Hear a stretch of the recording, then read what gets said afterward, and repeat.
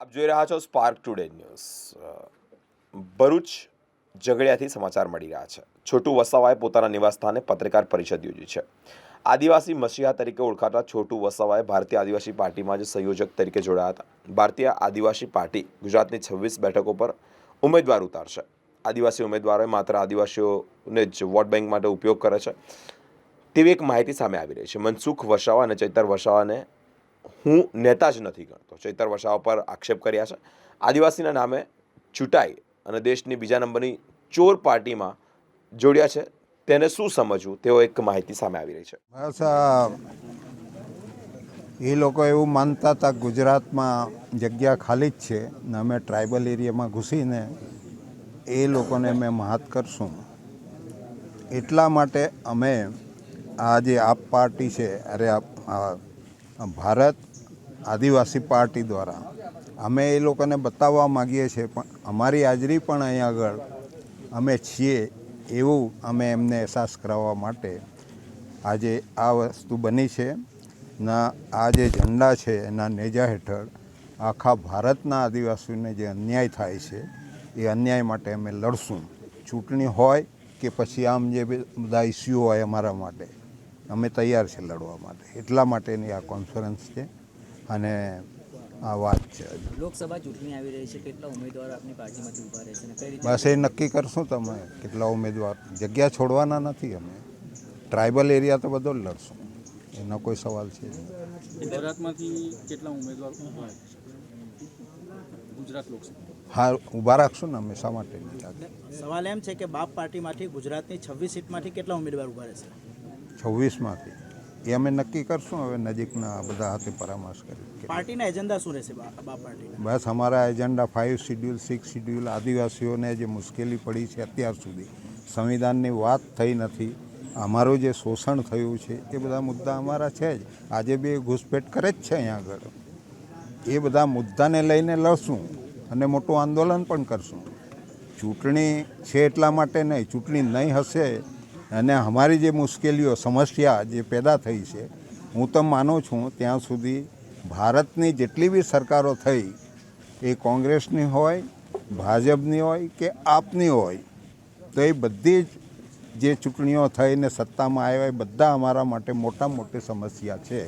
એ સમસ્યાને દૂર કરવા માટે અમે ભેગા થઈને લડવાના છે। તમારી સામેની જે શક્તિ છે એની સામે લડવા માટે અને હરાવવા માટે ભરૂચ બેઠક અમે એને કોઈ શક્તિ માનતા જ નથી, અમારા લોકો ભેગા થઈ જશે, એ શક્તિ અમારી આગળ કંઈ છે નથી। ભરૂચ બેઠક પર છોટુભાઈ ઉમેદવારી કરશે? હે, ભરૂચ બેઠક પર છોટુભાઈ ઉમેદવારી? મેં કહ્યું તો ખરું, કોઈ જગ્યા બાકી નથી મૂકવાના, કોણ કરશે તે નજીકમાં ખબર પડી જશે તમને। છોટુભાઈ, જ્યારે પણ ઇલેક્શન આવતું હોય છે ત્યારે છોટુભાઈ પાસે અલગ અલગ પાર્ટીઓ આવતી હોય છે અને સાથે જોડાતા હોય, સંગઠનમાં જોડાતા હોય છે, તો આની પાછળનું કારણ શું?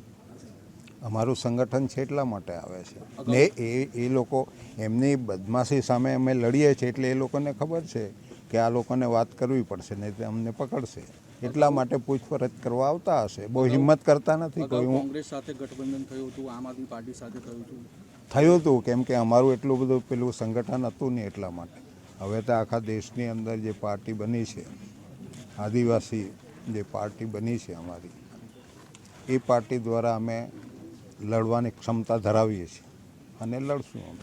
છોટુભાઈ, હાલમાં લોકસભા બેઠક પર ભરૂચમાં પણ 2 આદિવાસી નેતાઓ સામે છે, હા, એ વિશે તમે શું કહેશો? એ નેતા છે જ નથી, કેમ કે મનસુખભાઈ તો 30 વર્ષથી ચૂંટાય છે, એક શબ્દ અમારા માટે બોલ્યા નથી। આટલું બધું સ્ટેચ્યુ ઓફ યુનિટી બનાવીને ત્યાં ગામડા ખતમ કરી નાખ્યા છે આ લોકોએ, તો એવા માણસને કેવી રીતના વોટ આપશું અમે, શા માટે આપવા દઈશું? જાગૃત કરીને અમે આપવા નહીં દઈએ। એવા માણસો, એવા જે એને લીડર માનતો નથી, એ લોકો ગધેડાની ભૂમિકામાં છે, એટલા માટે થાય છે। અમારી પ્રજા જે આવી રીતના પીસાય છે, જેના માટે એક શબ્દ નહીં બોલે, એને અમે કેવી રીતના ઉમેદવાર માનશું? એ તો ડેડ બોડી થયેલા લોકો છે ને। છોટુભાઈ, તમે હંમેશા યુવાનોની વાત કરો છો, યુવા આદિવાસીની વાત કરો છો, જો કરવી વસાવા છે તે પણ યુવા આદિવાસી છે, તો એમને સમર્થન કેમ? ચૈતર વસાવા વેચી ખાતા હોય બીજાને, તો એને કેવી રીતના અમે સપોર્ટ કરવાના છે? પાર્ટી તો આદિવાસીઓ તરફથી લડતો હતો, એનો જન્મ તો તેમાં થયો છે ને, અત્યારે ક્યાં ગયો છે? દેશનો મોટો ચોર છે, એના કરતાં બીજા નંબરનો ચોર આ કેજરીવાલ છે ને એમાં જાય તો અમારે શું સમજવાનું છે?